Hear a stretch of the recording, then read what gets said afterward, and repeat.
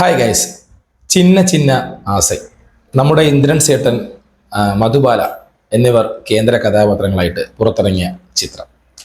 So first of all, ഇത് not everyone's cup of tea എന്ന് തുടക്കത്തിൽ ഞാൻ പറയുന്നത്. കാരണം ഇത് എല്ലാവർക്കും കലങ്ങുന്ന ഒരു പടമല്ല. അങ്ങനത്തെ ഒരു നരേഷനും ഡയറക്ഷനും കുറച്ചുകൂടെ ഒരു സ്ലോ പേസിൽ പോകുന്ന മൂവിയാണ്. അതായത് ഇപ്പം കാശി വാരണാസി അവിടെ പോയി യാത്ര പോയിട്ട് അവിടെ മിസ്സായി പോകുന്ന, കൂട്ടത്തിൽ നിന്ന് മിസ്സായി പോകുന്ന ലീല എന്ന കഥാപാത്രമാണ് മധുബാലയുടെ. സോ അവിടെ അത് പിന്നെ അതിനെ ചുറ്റിപ്പറ്റി അവിടെ ഇന്ദ്രൻ സേട്ടൻ്റെ കഥാപാത്രം വരുന്നു, സഹായിക്കാനെത്തുന്നു. അവർ പിന്നെ അവരെ ചുറ്റിപ്പറ്റി ഇങ്ങനെ ഓരോരോ ഇൻസിഡൻ്റ് ആയിട്ട് മുന്നോട്ട് പോകുന്ന ഒരു സ്റ്റോറി. പക്ഷെ അത് പോകുന്ന രീതി ഭയങ്കര സ്ലോ ആണ്. അപ്പം നോർമൽ ഓഡിയൻസിന് അത് എത്രത്തോളം കലങ്ങും എന്നുള്ളത് കുറച്ച് ഇതാണ്.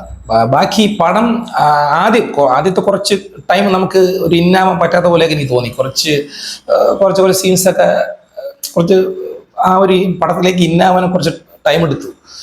കാരണം മധുബാലയുടെ ക്യാരക്ടറിൻ്റെ ഒരു പെർസ്പെക്റ്റീവിലാണ് പടം പോകുന്നത് ത്രൂ ഔട്ട്. അപ്പം ആദ്യം കുറെ ഇവർ തമ്മിലുള്ള ഇപ്പം ട്രെയിലർ കണ്ടപ്പോൾ തന്നെ സത്യം പറഞ്ഞ് ഇങ്ങനെ ഒരു കോംബോ നമ്മളൊരിക്കലും ഇങ്ങനെ ഒരു കോംബോ നമ്മൾ ചിന്തിക്കില്ലല്ലോ. അപ്പൊ ചിന്തിച്ച വർഷ വാസുദേവ് അങ്ങനെ ചിന്തിച്ച തോട്ട് പ്രോസസ്സിന് അത് പടം മൊത്തം കണ്ടു കഴിയുമ്പോൾ നമുക്കത് വർക്കായി തോന്നും.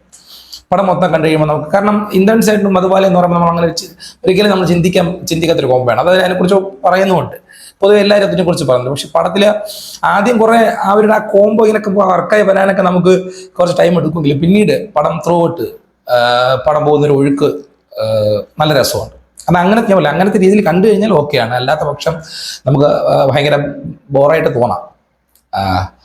പിന്നെ പടത്തിൽ ബാക്കി ഇനി എടുത്തു പറയേണ്ട ഒരു പ്രകടനം നമ്മളെ വിഷ്ണു അഗസ്ത്യ വന്നിട്ട്, പുള്ളിക്കാരൻ കുറച്ച് മിനിറ്റേ ഉള്ളൂ പടത്തിൽ, ഒരൊറ്റ സീനിൽ വന്ന് 2 സീനിൽ വന്നിട്ട് പോകുന്നുണ്ട്. പക്ഷെ അസാധ്യമായിട്ടാണ് പുള്ളി, നല്ലൊരു നടനാണ്, നന്നായിട്ട് പെർഫോം ചെയ്തു. പുള്ളിയുടെ സീൻ അത്രയും കുറച്ച് പടം ഡള്ളായിരിക്കുന്ന സമയത്ത് ആണ് പുള്ളിയുടെ സീൻ പെട്ടെന്ന് കയറി വരുന്നത്. പക്ഷെ കുറച്ചെങ്കിലും ഉള്ളൂ, പുള്ളിയുടെ ആക്ടിങ് അത് നന്നായിട്ട് പുള്ളി ചെയ്തു. കുറച്ച് നല്ല ഫീൽ ചെയ്യുന്ന രീതിയിൽ പുള്ളിയുടെ പ്രകടനം നന്നായിട്ട് ഫീൽ ചെയ്തിട്ടുണ്ടായിരുന്നു. പിന്നെ എടുത്തു പറയേണ്ട പ്രകടനം അപർണ ബാലമുരളി, ഇന്ദ്രൻ സേട്ടൻ്റെ മകളായിട്ട് വന്ന കഥാപാത്രം കുഴപ്പമില്ലായിരുന്നു. പുള്ളിക്കാരിയും നന്നായിട്ട് ചെയ്തിട്ടുണ്ടായിരുന്നു ഇതിൽ.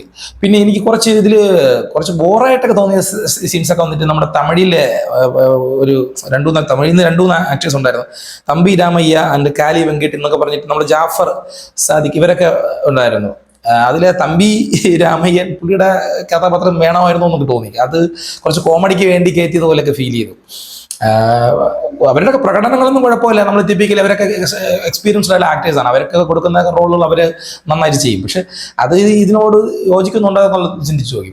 കുറച്ച് അങ്ങനെയുള്ള കുറച്ച് സീൻസൊക്കെ കുറച്ച് ഇതായിട്ട് തോന്നിയിട്ടുണ്ടായിരുന്നു പടത്തിൽ.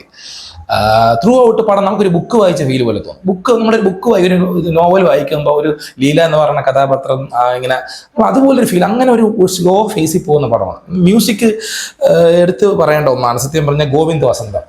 പുള്ളിയെ കുറിച്ച് പറയേണ്ട ആവശ്യമില്ല എവിടെയൊക്കെ. പക്ഷേ നമുക്ക് ഈ 90s, നമ്മൾ ഈ ട്രെയിലർ കാണുമ്പോഴേ 96 ടച്ചൊക്കെ ഉണ്ട് എന്ന് നമുക്ക് പ്രിഡിക്റ്റ് ചെയ്തിട്ടാണ് നമ്മൾ കയറുന്നത് തന്നെ. സോ ആ ഒരു കൺസെപ്റ്റ് ആണല്ലോ മൂവി. അപ്പോൾ ആ ഒരു മൂവിക്ക് വേണ്ട രീതിയിലുള്ള അളവിനനുസരിച്ചുള്ള മ്യൂസിക് ഗോവിന്ദ് വസന്ത് ചെയ്തിട്ടുണ്ട്. ഇതിന് ആ ഒരു രീതിയിൽ നമുക്ക് കാണാൻ പറ്റും ഈ പടത്തിന്. സോ അങ്ങനെ രീതിയിലാണ് പടം പോകുന്നത്. ഒരു നമ്മൾ പറയുമ്പോൾ മെയ്യടകൻ്റെ ഒക്കെ ഒരു ഇതൊക്കെ എവിടെയൊക്കെ നമുക്ക് ഫീൽ ചെയ്യും. ബാക്ക്ഗ്രൗണ്ട് സ്കോർ ഗോവിന്ദ് വസന്തിൻ്റെ ആ ഒരു പുള്ളിയുടെ ടിപ്പിക്കൽ ആ ഒരു സ്റ്റൈലൊക്കെ വരും. സോ മ്യൂസിക് സിനിമയ്ക്ക് അന്യോജ്യമായ രീതിയിൽ പുള്ളി കൊടുത്തിട്ടുണ്ട്. പിന്നെ ചിത്രത്തിൽ എടുത്തു പറയേണ്ട ഒരു കാര്യം, അതായത് നമ്മുടെ വാരണാസി, കാശി, നമ്മൾ ഈ എല്ലാം പൊതുവെ നമ്മുടെ സിനിമകളിൽ കണ്ടിട്ടുള്ള എക്സ്പീരിയൻസ് ആയിരിക്കും നമുക്ക് കൂടുതലുള്ളത്. പക്ഷെ അതിൻ്റെയൊക്കെ കുറച്ചുകൂടെ നല്ല രീതിയിലുള്ള ഒരു വിഷ്വൽ ട്രീറ്റ് പടത്തിലുണ്ട്. നമ്മൾ ആ ഒരു ഒഴുക്കിൽ അവിടെ എല്ലാം നമ്മൾ സഞ്ചരിച്ച് കണ്ടതുപോലത്തെ ഒരു ഫീല് പടത്തിൽ കിട്ടുന്നുണ്ട്. ആ ലീല എന്ന് പറയുന്ന കഥാപാത്രത്തിലൂടെ, അല്ലെങ്കിൽ ഇന്ദ്രൻ സേട്ടൻ്റെ കഥാപാത്രം മാസ്റ്റർ എന്ന് പറയുന്ന ഇന്ദ്രൻ ചേട്ടൻ്റെ കഥാപാത്രത്തിൻ്റെ കൂടെ ഇവർ രണ്ടുപേരുടെയും കൂടെ ഒരു ട്രാവലിംഗ്, നമ്മൾ ചുറ്റിപ്പറ്റി ഒരുപാട് കഥാപാത്രങ്ങൾ ഇടയ്ക്ക് ഇങ്ങനെ വന്ന് പോകുന്നു. ഒരു ദിവസത്തെ കഥ പോലെയാണ് അവർ കാണിക്കുന്നത്. അപ്പം അത് ചിലർക്ക് ഇങ്ങനെയൊക്കെ സംഭവിക്കുമോ എന്നൊക്കെ തോന്നോ, ഇങ്ങനെയൊക്കെ അങ്ങ് സംഭവിക്കും. അപ്പം നമുക്കറിയാം ഇപ്പം പ്രായമായവർ തമ്മിൽ ഇങ്ങനെ. പക്ഷേ പ്രണയത്തിന് വയസ്സില്ലല്ലോ. ഒരു പ്രണയ നമ്മൾ അത് അങ്ങനെ ആ ഒരു തോട്ട് പ്രോസസ്സിൽ കണ്ടു കഴിഞ്ഞാൽ പടത്തിന്റെ ഒഴുക്കിനനുസരിച്ച് നമ്മൾ പോകും. അങ്ങനെ ആ ഒരു സിറ്റുവേഷനിൽ കണ്ടുമുട്ടുന്നവരെ അല്ലെങ്കിൽ ആ ഒരു സിറ്റുവേഷനിലൂടെ കടന്നു പോകുന്നവർ പ്രണയിച്ച് പോകും. അങ്ങനത്തെ ഒരു ബാക്ക്ഗ്രൗണ്ട് ഉണ്ട്. ലീലയ്ക്കുമുണ്ട്, നമ്മുടെ മാസ്റ്ററിനുമുണ്ട്. സോ ഇന്ദ്രൻസേന്റെ കഥാപാത്രത്തിലുണ്ട്. ലീല എന്ന് പറയുന്ന ഒരു പെൺകുട്ടിയുടെ അവൾക്ക് കിട്ടാത്ത പലതും ഒരു ദിവസം കൊണ്ട് അവൾക്ക് കിട്ടുമ്പോൾ ഉണ്ടാവുന്ന ഒരു ഹാപ്പിനെസ്. അപ്പം ആ കുട്ടി അവളുടെ ഇതിലാണ് പോകുന്നത്, അവളുടെ പോയിന്റ് ഓഫ് വ്യൂയാണ് പടം പോകുന്നത്. സോ മധുബാല നന്നായിട്ട് ചെയ്തിട്ടുണ്ട്. കാര്യം ആദ്യം ഇവർ തമ്മിലുള്ള ഒരു കെമിസ്ട്രിയൊക്കെ എനിക്ക് വർക്കായി വരാൻ കുറച്ച് ടൈം എടുത്തു. കാരണം മധുബാലയുടെ രീതി ആദ്യം കുറച്ച് സീൻസൊക്കെ കുറച്ച് ബോറായിട്ടൊക്കെ തോന്നിയിരുന്നു പടത്തിൽ തുടക്കത്തിലൊക്കെ ആദ്യം. പിന്നെ ആ ഒരു ഒഴുക്കിലനുസരിച്ച് നമ്മൾ പിന്നെ അതിലൊരു ഒഴുക്കിൽ നമ്മൾ ആ മധുബാലയുടെ പോയിന്റ് ഓഫ് വ്യൂവിൽ ആ ഒരു ഇതിലേക്ക് നമ്മളെത്തും.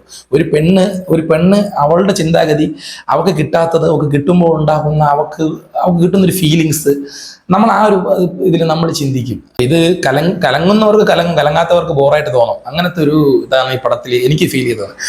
കോമൺ ഓഡിയൻസിന് ഇത് എത്രത്തോളം ഇഷ്ടമാവും എന്ന് എനിക്ക് അറിയില്ല. അപ്പം അങ്ങനെ ഒരു കൊമേഴ്ഷ്യൽ മൂവി അല്ല, ഒരു കൊമേഴ്ഷ്യൽ സബ്ജക്റ്റ് എലമെന്റ്സ് അടങ്ങുന്ന ഒരു മൂവി അല്ല. ഇതിനെ അതിൻ്റെതായ രീതിയിൽ കണ്ടു കഴിഞ്ഞാൽ ഇത് നല്ലൊരു പടം. കണ്ട് ഇരുന്ന് അവസാനം കുറച്ച് ക്ലൈമാക്സ് കുറച്ച് ഷോക്കായിട്ട് തോന്നി, കുറച്ചുകൂടെയൊക്കെ നന്നാക്കാമായിരുന്നു എന്ന് തോന്നി. സെക്കൻഡ് ഹാഫ് ഒക്കെ കുറച്ച് ഗ്രാഫ് കയറി വന്നു പടത്തിൽ. ഫസ്റ്റ് ഹാഫിൽ നിന്നും സെക്കൻഡ് ഹാഫ് എനിക്ക് ഇഷ്ടപ്പെട്ടു, കുറച്ചുകൂടെ നല്ല കയറി വന്നപ്പം. പിന്നെ ക്ലൈമാക്സിൽ കുറച്ച് കൊണ്ടുവച്ച് കുറച്ചുകൂടെ എന്തെങ്കിലുമൊക്കെ വെറൈറ്റി കൊണ്ടുവരാമെന്ന് തോന്നി. ബാക്കി ഒഴിച്ചു കഴിഞ്ഞാൽ പടം കൊള്ളാം. നമുക്ക് വൺ ടൈം ചെന്ന് നമുക്ക് നല്ല രീതിയിൽ വാച്ച് ചെയ്യാൻ പറ്റുന്ന ഒരു പടം. ഞാൻ പറഞ്ഞില്ലേ, ഇത് അങ്ങനെ ആ ഒരു പോയിന്റ് ഓഫ് വ്യൂല് അങ്ങനെ കാണുന്നവർക്ക്, ഈ പുസ്തകമൊക്കെ വായിക്കുന്ന വായനാശീലമുള്ളവർക്കും ബുദ്ധിജീവികൾക്കും അങ്ങനെയൊക്കെ ഉള്ളവർക്കൊക്കെ കുറച്ചുകൂടി നല്ല രീതിയിൽ ഇഷ്ടപ്പെടാൻ പറ്റുന്ന ഒരു ടൈപ്പ് ഓഫ് നരേഷനും മൂവിയാണ് ചിന്ന ആസ. സോ ഇത്രയേ ഉള്ളൂ. പടത്തിനെ കുറിച്ച് വേറെ ഒരുപാട് പറയാനൊന്നും പടത്തിൽ ഇല്ല. So thanks for watching my review. ഇതുപോലുള്ള റിവ്യൂമായി ഞാൻ ഇനിയും നിങ്ങളുടെ മുമ്പിലെത്തും. സോ നിങ്ങൾ ആദ്യമായിട്ടാണ് എൻ്റെ ചാനൽ കാണുന്നതെങ്കിൽ ഈ ചാനൽ സബ്സ്ക്രൈബ് ചെയ്യുന്ന കാര്യം ഒന്ന് പരിഗണിക്കണം. ഓക്കെ, അടുത്ത മറ്റൊരു ചിത്രത്തിൻ്റെ റിവ്യൂമായി നിങ്ങളെ സന്ധിക്കുമ്പോഴേക്കും വണക്കം.